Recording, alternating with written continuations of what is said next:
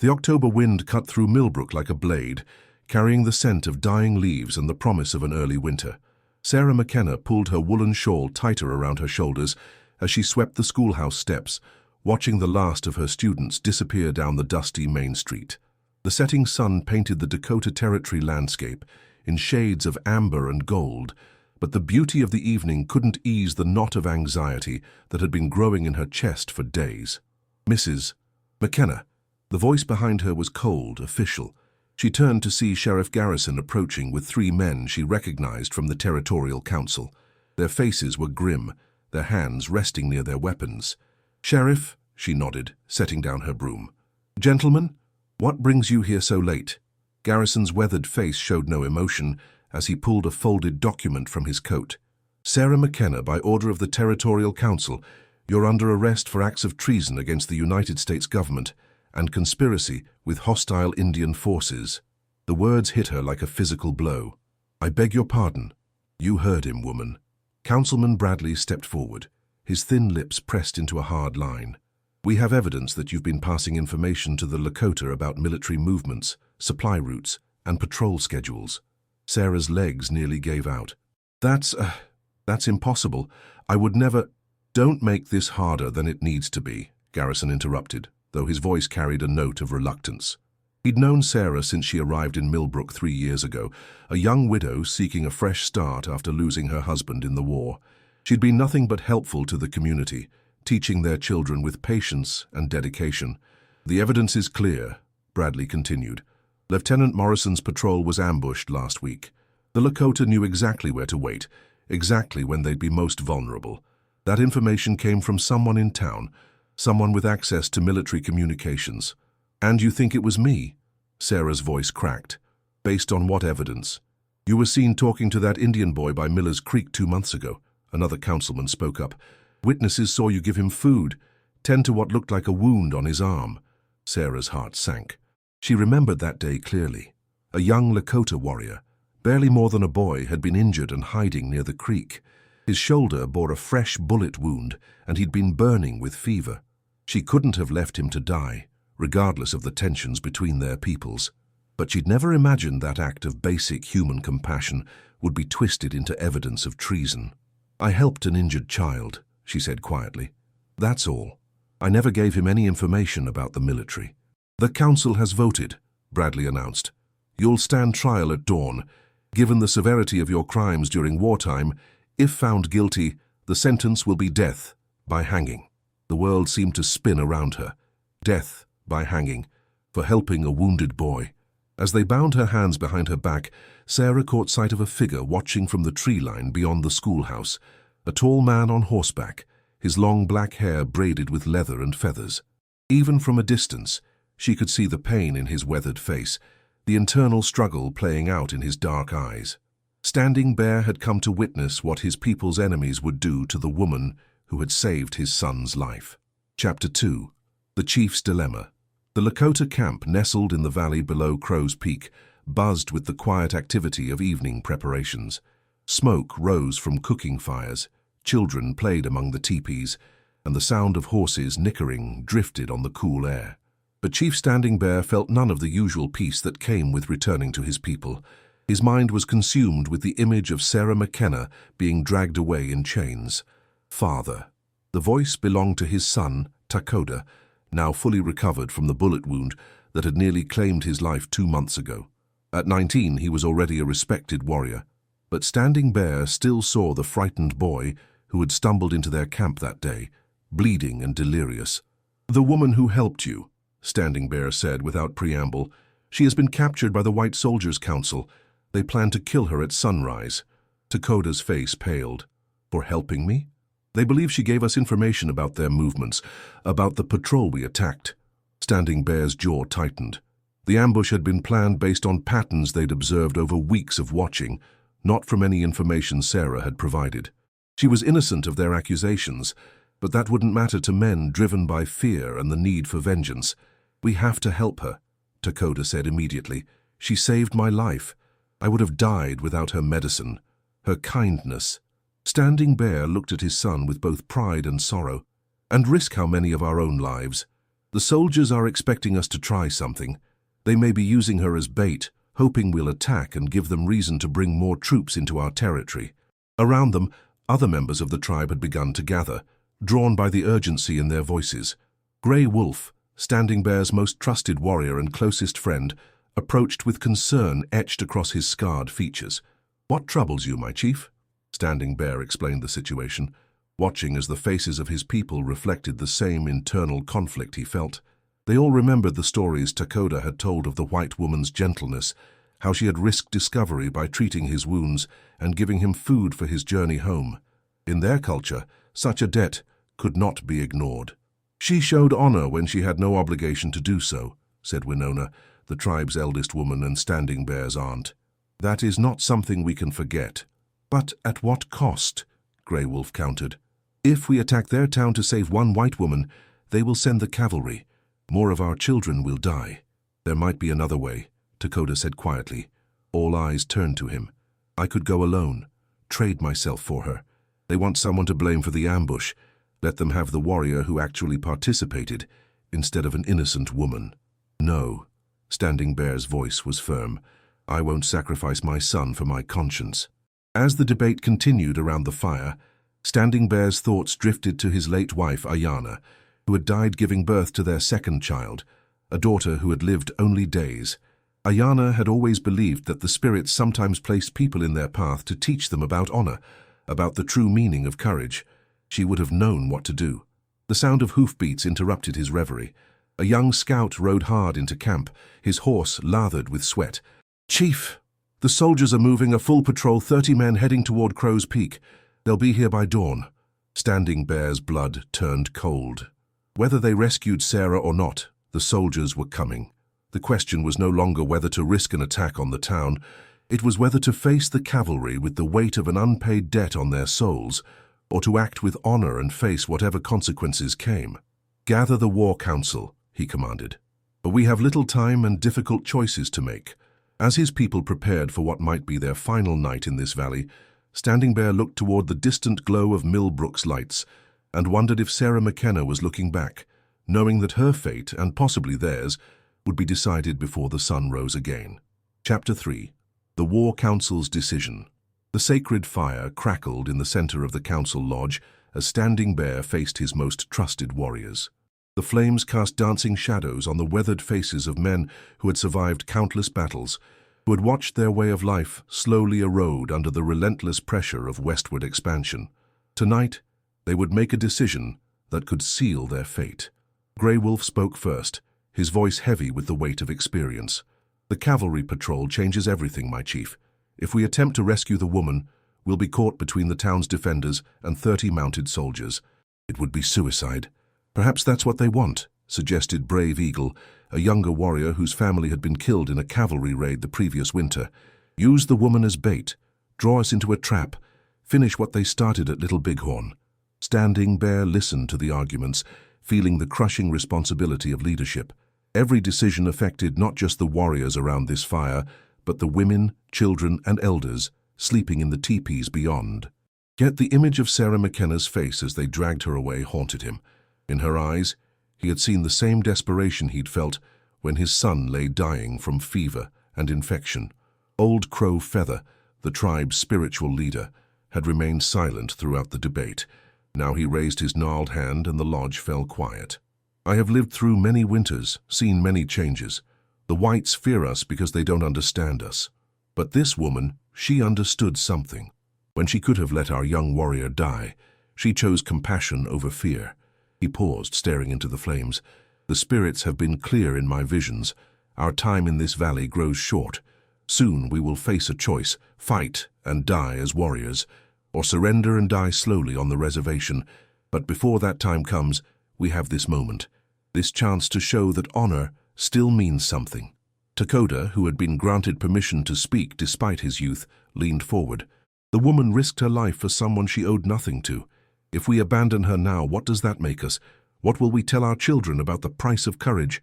Standing Bear closed his eyes, hearing his wife's voice in the whisper of wind through the lodge poles. "Honor the debt," Ayana seemed to say. "Let them know that the Lakota remember kindness." When he opened his eyes, his decision was made. We cannot leave her to die for our actions, but we will not throw away lives needlessly. He turned to Grey Wolf. How many men can move fast and strike hard? 12, maybe 15 if we take some of the younger warriors. No children, Standing Bear said firmly. This is not about glory. It's about honor. We go in quiet, get her out, and disappear before the patrol arrives. And if we're caught? Brave Eagle asked. Then we die knowing we chose correctly. As the council dispersed to prepare, Grey Wolf remained behind. This could destroy us, old friend. Standing Bear nodded grimly. So could living with cowardice. At least this way we face whatever comes with clean hearts. Chapter 4. Before the dawn, Sarah sat on the hard wooden bench in Millbrook's makeshift jail, a storage room in the back of the general store hastily converted with iron bars. Through the small window, she could see the first pale hint of dawn creeping across the eastern sky. In less than an hour, they would come for her. The irony wasn't lost on her. She'd come to Dakota Territory to escape death, to build a new life after watching her husband die in a Confederate prison. Now death had found her anyway, wearing the face of justice, perverted by fear and prejudice. Sheriff Garrison sat at a small desk outside her cell, cleaning his revolver with mechanical precision. He'd barely spoken to her since the arrest, but she could see the conflict in his weathered features. He'd been kind to her when she first arrived in Millbrook, had even helped her fix the schoolhouse roof during her first winter. "Sheriff," she said quietly, "you know I didn't betray anyone." His hands paused in their work. "What I know doesn't matter, Mrs. McKenna. The council's made their decision, based on lies and fear, based on the fact that good men are dying." He looked up at her, his eyes haunted. Lieutenant Morrison had 3 children. Corporal Wells was getting married next month. These aren't just soldiers to us, they're our boys, our neighbors.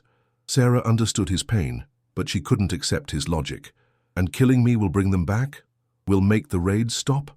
It might make the Lakota think twice before striking again. Or it might convince them that we're no better than the monsters they think we are. Before Garrison could respond, a commotion erupted outside. Shouts, running feet, the nervous whinnying of horses. The sheriff grabbed his rifle and moved to the window. "What's happening?" Sarah asked. "Don't know. Stay quiet."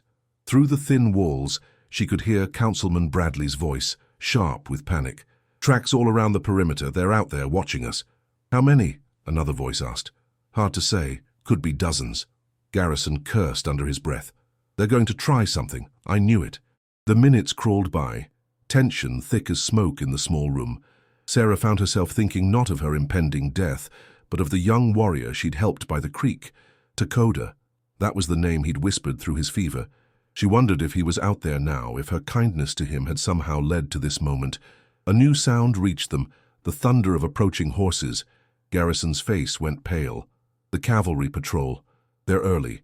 The sheriff moved toward the door, then stopped, looking back at her with something like regret. "For what it's worth, Mrs. McKenna, I hope you're right about the Lakota. I hope they're better than we are." He stepped outside, leaving her alone with her thoughts and the growing certainty that whatever happened next would change everything for Millbrook, for the Lakota, and for the fragile hope that 2 different peoples might someday understand each other. Through the window, the sky continued to lighten, but Sarah could no longer tell if she was watching the dawn of a new day or the sunset of her last one. Somewhere in the darkness beyond the town, she knew decisions were being made that would echo through the generations, choices that would define what it truly meant to be human in a world torn apart by fear and misunderstanding. The sound of boots on wooden planks told her that her time for wondering was almost over. Chapter 5. Honor's Price. The first rifle shot shattered the pre-dawn silence like breaking glass. Sarah bolted upright on her bench as shouts erupted throughout Millbrook. Through her small window, she could see muzzle flashes winking in the darkness beyond the town's edge. Not the coordinated volley of a cavalry charge, but the scattered fire of men caught by surprise. Sheriff Garrison burst back into the room, his face grim. "They hit the patrol first. Damn clever. Now we can't count on reinforcements." Outside, Councilman Bradley's voice rose above the chaos. "Form up! Protect the jail! They're coming for the woman!" But Standing Bear had planned for this. While half his warriors engaged the cavalry patrol in the hills above town, creating noise and confusion, he and 6 others moved like shadows through Millbrook's back alleys. They had studied the town's layout for weeks, knew every building, every possible escape route. The rear wall of the general store was timber and plaster, not the stone of a real jail. Grey Wolf and Brave Eagle worked quickly with tomahawks while Standing Bear kept watch. The sound of splintering wood was lost in the gunfire echoing from the hills. "Sarah McKenna," Standing Bear called softly through the growing hole in the wall. She appeared at the opening, her face a mixture of disbelief and hope. "You came." "A debt must be paid," he replied simply, then helped her through the jagged opening.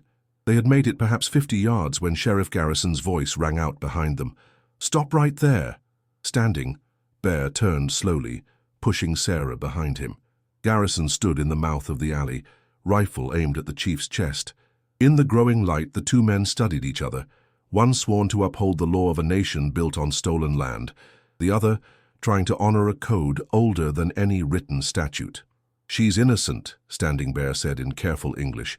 "Maybe so," Garrison replied, his voice heavy with regret. "But I can't let you take her, you know that. Then shoot me, but let her go." The standoff stretched taut as bowstring. Sarah could see the war in Garrison's eyes, duty battling conscience. Behind them, the sounds of fighting grew closer as Bradley's men realized the true target of the raid. "Please," Sarah stepped out from behind Standing Bear. "Sheriff, you know this is wrong. You know they'll hang me for showing mercy to a wounded boy." "It's not about what I know," Garrison said, but his rifle wavered slightly. "It's about what happens if I let the Lakota dictate terms to us. How many more will die if we show weakness? How many will die if we show cruelty?" Standing Bear countered. "Your people speak of a great spirit who preaches love for enemies. This woman lived those words. Will you kill her for it?" The rifle's barrel dipped toward the ground. For a moment, Sarah dared to hope. Then Bradley's voice cut through the morning air. "There! The jail! They've got her!" A dozen armed men rounded the corner, weapons raised. The moment of choice had passed. But Standing Bear had one final gamble. "Wait!" he called out, his voice carrying the authority of generations of chiefs. "I offer myself in trade. The one who planned your ambush for the innocent woman who had nothing to do with it." Bradley pushed past Garrison, his face twisted with rage and fear. "We'll take you both, hang you both." "No." The new voice belonged to Captain Morrison, who strode into the alley, followed by half a dozen cavalrymen. His uniform was torn, his face grim, but his bearing remained military straight. "I've just had a very interesting conversation with a dying Lakota warrior. He told me exactly how they knew our patrol route. It wasn't from any information given by Mrs. McKenna." The silence that followed was deafening. Bradley's face went pale. "What are you talking about?" "Your nephew, Bradley. Tommy. He's been selling information to pay his gambling debts. The warrior who shot him before he died wanted to make sure the truth was known." The revelation hit like a physical blow. Sarah watched Bradley's world crumble in his eyes. The boy he'd raised like a son, the nephew he'd defended and protected, had been the real traitor, and they'd been prepared to hang an innocent woman for his crimes. That's impossible," Bradley whispered, but his voice carried no conviction. Standing Bear stepped forward, his hand extended toward the councilman. "Your pain is great. I understand. My own son nearly died because of this conflict, but killing innocents will not heal the wound in your heart." For a moment it seemed Bradley might take the offered hand, might find a path toward understanding. Then his grief transformed into rage and his pistol came up, aimed not at Standing Bear but at Sarah. She started this. If she hadn't helped that savage... Grey Wolf's arrow took Bradley in the shoulder, spinning him around. His shot went wide, the bullet splintering wood behind Sarah's head. As he fell, chaos erupted. Some of the townsmen raised their weapons, others called for restraint. The cavalrymen found themselves caught between competing loyalties. Captain Morrison raised his hand, his voice cutting through the confusion. "Enough, lower your weapons, all of you." He looked at Standing Bear with something approaching respect. "Chief, you came here to honor a debt. That debt is paid. Take your warriors and go. Mrs. McKenna, you're free." The charges had dropped, but Sarah didn't move towards safety. Instead, she walked to where Bradley lay bleeding, knelt beside him, and began tending his wound with strips torn from her dress. "Someone fetch my medical supplies from the schoolhouse," she called. "This man needs help." Standing Bear watched her work, understanding that this moment, this choice to heal rather than to harm, was why his son had lived, why the spirits had guided him to risk everything for her freedom. This was what honor looked like when it walked the earth in human form. As the sun crested the horizon, painting the Dakota sky in shades of gold and crimson, two peoples who had been enemies for generations stood side by side, watching a woman tend the wounds of the man who had tried to kill her.